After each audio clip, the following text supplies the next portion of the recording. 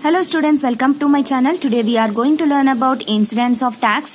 What is the incidence of tax and what are the conditions are there, and how to do a problem we are going to learn. And doing this problem is very easy and a student can grab the total marks from this question.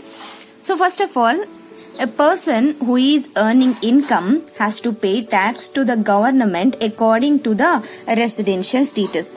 What is this residential status and how to determine and how it is interlinked to the income tax? I have discussed already in a video. I will give that link in the description. You can go through that, and you must be aware of basic conditions, additional condition, and you must be aware of what is ROR, RNOR and NR for these question. So first of all, you must be aware of the residential status, then only we can do this problem. And coming to this, according to the residential status only, a person will be liable to pay tax to the concerned government. If the person is a non-resident, he is not liable to pay tax to the Indian government. Now I am going to raise one question. Let's take an example. Mr. A is a person who is earning foreign income. But according to the residential status, the person is declared as a resident. A person is declared as a resident of India. Then my question is, will he pay tax to the Indian government? But from where he is earning income? He is earning foreign income. But according to the residential status conditions, the person is declared as a resident of India. Will he pay the tax to the Indian government? This is the first question. Or I can say that Mr. B is a person who is earning Indian income. But according to the residential status condition, the person is declared as a non-resident of India. The person is declared as non-resident of India, the person will be paying tax to which country? But the person is earning income from India, will the person pay tax to some other country? What are these conditions? How to determine these problems? Let's discuss from this video. For incidence of tax, the income is divided into three different categories. The first one is Indian income, the second one is deemed to be Indian income, and the third one is a foreign income.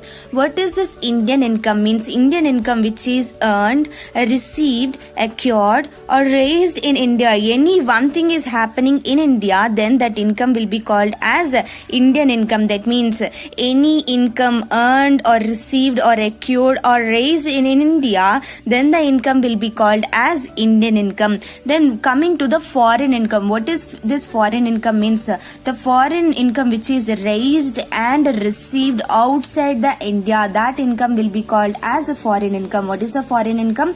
The income which is raised, that means we have done job in foreign only and we are receiving income in foreign, then that income will be called as a foreign income. There is no doubt, it is very easy to understand. Now coming to the what is deemed to be Indian income, means the income which is raised and received outside India but which is paid by the Indian government, that income will be called as deemed to be Indian income. The best example for this deemed to be Indian income is Indian Embassy. The person who is working on behalf of the Indian government in foreign, he will receive income there only, but who will pay? Means Indian government will pay the salary to that person. So that is deemed to be Indian income. So see, these three are the basic things. Indian income, the income earned or received or acquired or raised in India will be called as Indian income. Any one thing happening in India, it will be called as Indian income. Foreign income means the income which is raised and received, both the things are happening outside India, it is a foreign income. Then what is the deemed income? Means it is raised and received outside India only, but the payment is done by the Indian government. The best example is the Indian Embassy or the pension. So now you understood the three different kinds of income are there. Now we will move forward to the conditions. So these are the conditions. For easy understanding, I made into a table form. See, if the person is earning Indian income and and the person is declared as ROR, it is taxable to the Indian government. In the same way, the person who is an individual earning Indian income and the person is declared as RNOR, it is taxable to the Indian government. In the same way, if the person is earning Indian income, then the person is declared as a non-resident, then also it is taxable to the Indian government. Why? Because he is earning income in India, so he have to pay tax to the Indian government. So in this case, if the person is earning Indian income, the person may be a ROR, RNOR, NR, but he is taxable to the Indian government. Now see the next one, deemed income. If the person is having any deemed income and the person is declared as ROR, he is taxable. If the person is declared as RNOR, then also he is taxable to the Indian government. If the person is declared as a non-resident, he is not taxable to the Indian government. That means he have to pay this tax to the concerned country where he was living. Now coming to the foreign income, a person who is earning foreign income and the person who is a resident of India have to pay tax to the Indian government only. And if the person is RNOR, he need not pay tax to the Indian government, he can pay tax to the concerned government.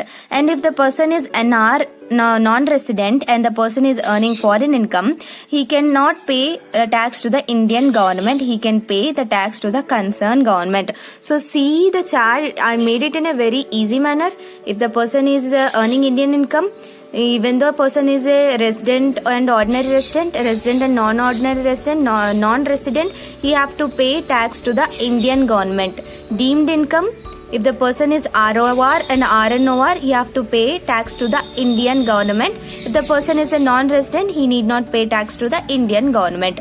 The last one, foreign income. The person is a foreign income and the person as declared as ROR, a resident and ordinary resident, then only have to pay tax to the Indian government. In other two cases, he need not pay tax to the Indian government, he can pay to the concerned government. Now we will understand this condition with the help of an example.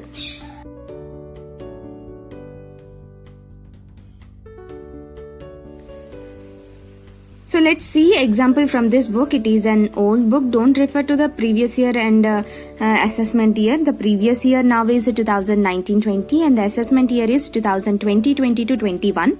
So they are asking, Srimati Nirmala Sharma submitted the following details of income for the previous year. Let's take us 2019-20 and they are asking us to compute the total income for the assessment year 2020-21 in the following situation.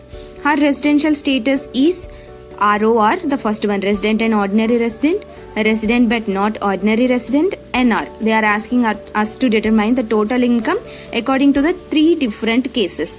So salary received in India from foreign from a former employer of Dubai, 9,68,000.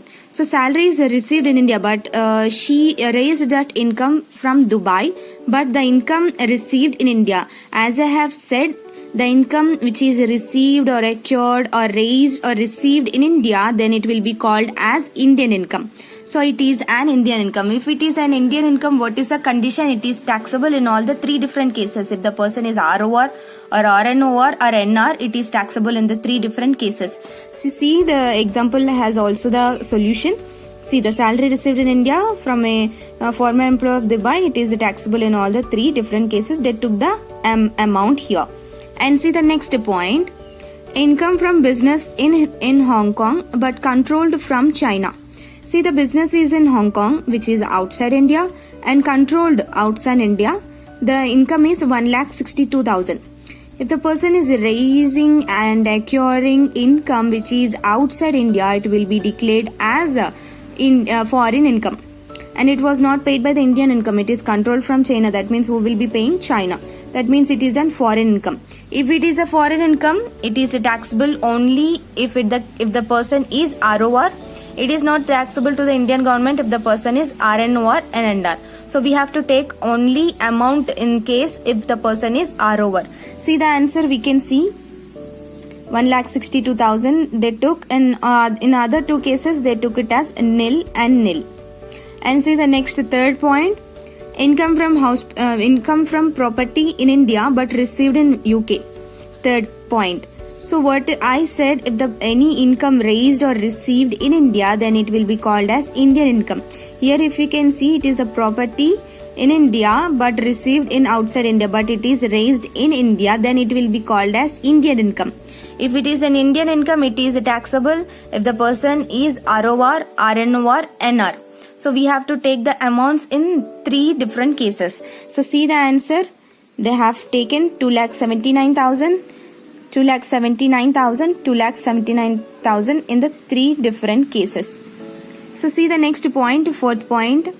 Income from a property in Bangladesh but received in Pakistan 20 lakhs.